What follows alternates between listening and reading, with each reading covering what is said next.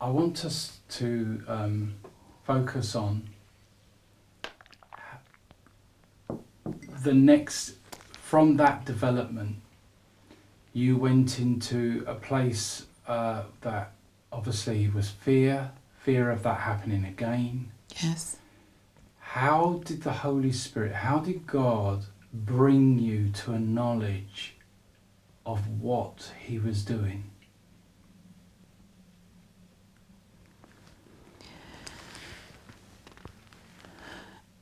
At that time, I really didn't realize that God was doing something in me, directing me.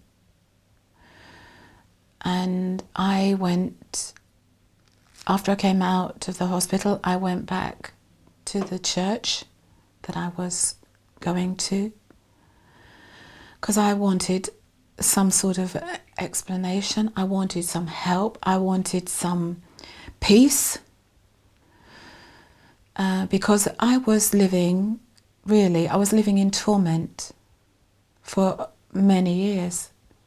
But immediately after I was able to go to the church, it was 2 or 3 weeks after I'd had my daughter. And she's beautiful. She was beautiful. I was so thrilled with her. She was just lovely. And I thank God for that. You know, I thank God for him. I thanked him for her. But I wanted help because I was going to church regularly, every Sunday. And I was...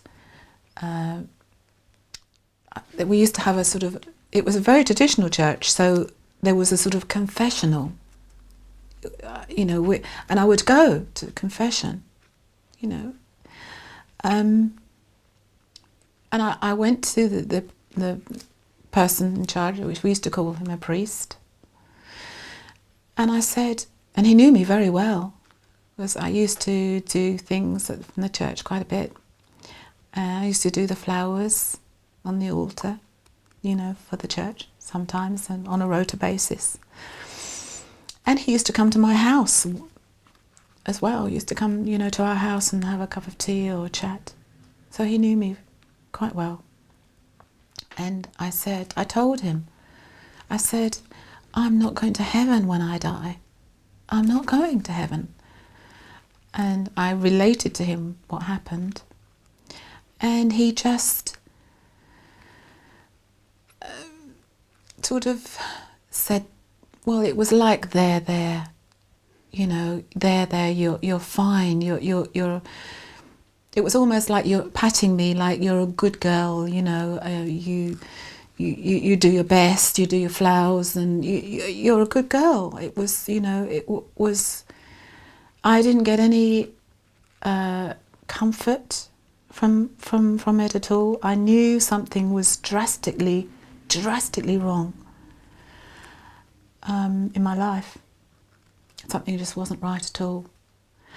And that went on for many, many years. And I believe that over the years of things that happened between the years 1980 and 1993 was a walk of...